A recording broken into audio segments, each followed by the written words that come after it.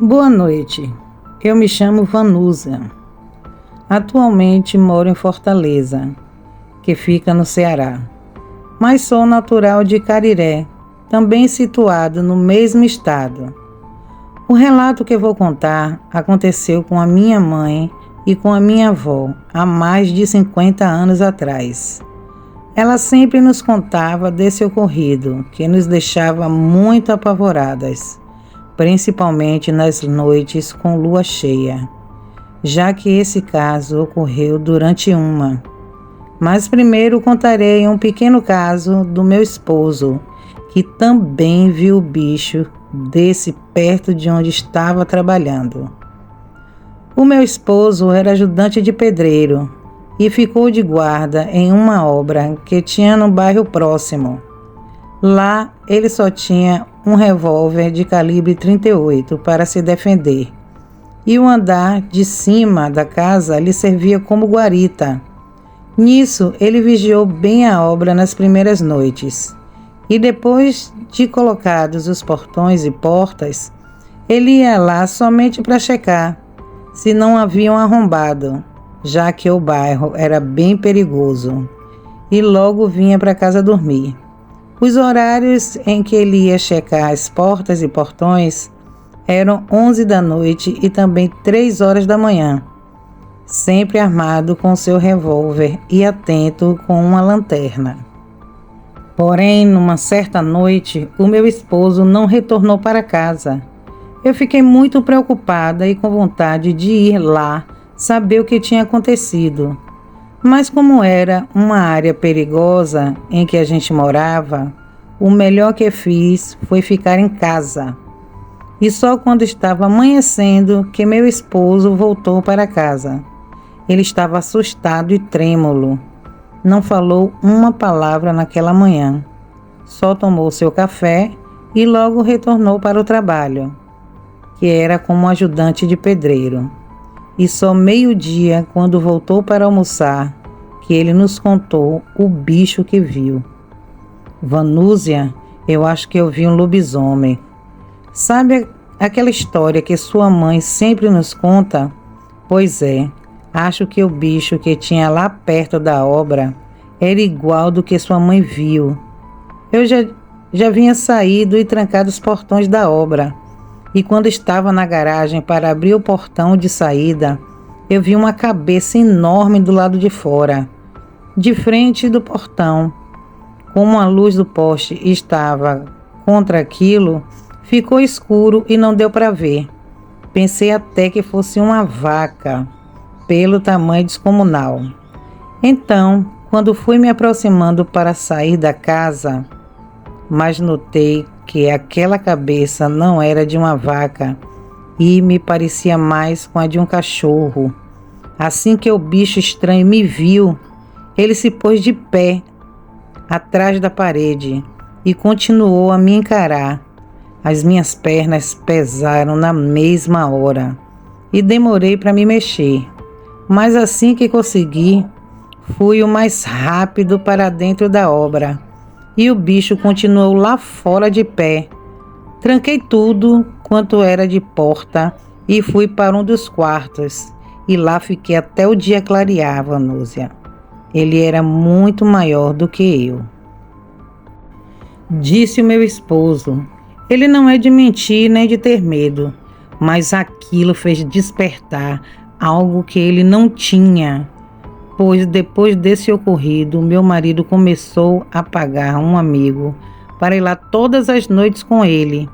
E foi assim até que a obra estivesse terminada. Isso foi em 1998, em Caucaia, cidade onde conheci o Márcio, o meu esposo. E minha mãe, que na época ainda era viva, novamente comentou do seu ocorrido que passou junto de sua mãe. Ela nos disse: isso aconteceu há mais de 50 anos, eu só tinha 12 anos, mas já fazia trabalho que adulto faz. Nasci no interior de Cariré, que na época só tinha algumas poucas casas. Próximo da nossa tinha a da minha tia, dos meus avós e de alguns conhecidos, que era uma afastada da outra. E para se chegar na casa de cada um, era uma caminhada boa, de 10 ou 20 minutos. E lá não tinha essa moleza não. Todo mundo trabalhava na roça. A gente plantava milho, feijão, mandioca, melancia e pepino. Era muita fartura na época de inverno. Mas depois que as chuvas iam embora, tudo secava e só nos restavam arrumar outro meio de viver. O meu pai criava galinhas e minha mãe fazia tranças e chapéus de palha. Eu, como era mais velha, de 6 irmãos, ajudava ela todos os dias. Nossa labuta era a seguinte: o meu tio pegava as folhas de carnaúba e deixava secando no sol a tarde toda. E lá, pelas 3 ou 4 da tarde, nós íamos até a casa dele para riscar palha e fazer as coisas junto com minha tia. E sempre antes do anoitecer, a gente voltava para casa, pois minha mãe teria que fazer a janta do meu pai. E assim a vida seguiu, até aquela noite de outubro em que vimos um lobisomem.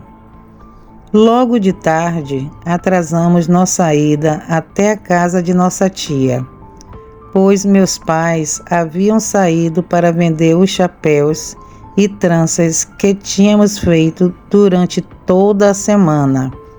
E ao chegar, minha mãe ainda foi preparar a janta do meu pai.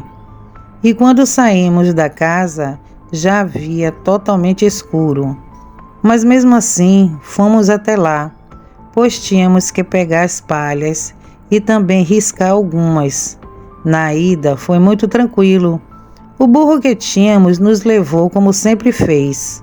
O caminho estava muito bonito, já que era noite com lua cheia e dava para ver bem a região. Só quem vive ou já viveu no sertão sabe como é bonito o luar de lá. Bem, chegamos na minha tia e ficamos numa prosa por um bom tempo. Riscamos algumas palhas e colocamos tudo em cima do burro e pegamos o caminho de volta para nossa casa. E estava indo tudo bem. Eu, com sono, fui dormindo em cima do burro, enquanto a minha mãe guiava ele com uma vara. Mas em dado momento do caminho, o nosso burro parou e começou a relinchar sem parar. Com o susto, acordei atordoada e perguntei à minha mãe o que estava acontecendo. E ela só olhava lá para frente do caminho. Também olhei e notei alguma coisa pisando nos galhos atrás de uma moita seca da estrada. E de repente, uma coisa da altura de um bezerro saiu se rastejando de lá. Aquilo estava com a cabeça abaixada, bufando e roncando. O bicho era muito grande. Saiu daquela mata e foi para o outro lado da estrada e ficou meio que esperando a gente passar.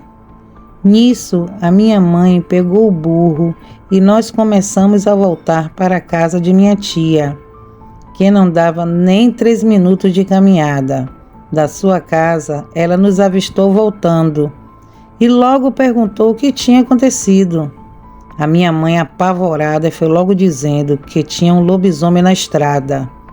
E o meu tio, ao escutar ela falando aquilo, pegou sua espingarda e foi na estrada pegar o bicho.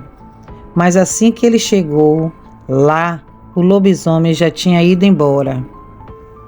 Com muito medo, seguimos de volta para casa pelo mesmo caminho, mas agora sobre a escolta de meu tio, que não tirava o olho da mata. E só assim chegamos sã e salvas em casa. Ficamos preocupadas com meu tio, mas como ele era homem bruto do sertão, foi sozinho pelo caminho com sua espingarda em mãos e não viu o bicho de jeito nenhum.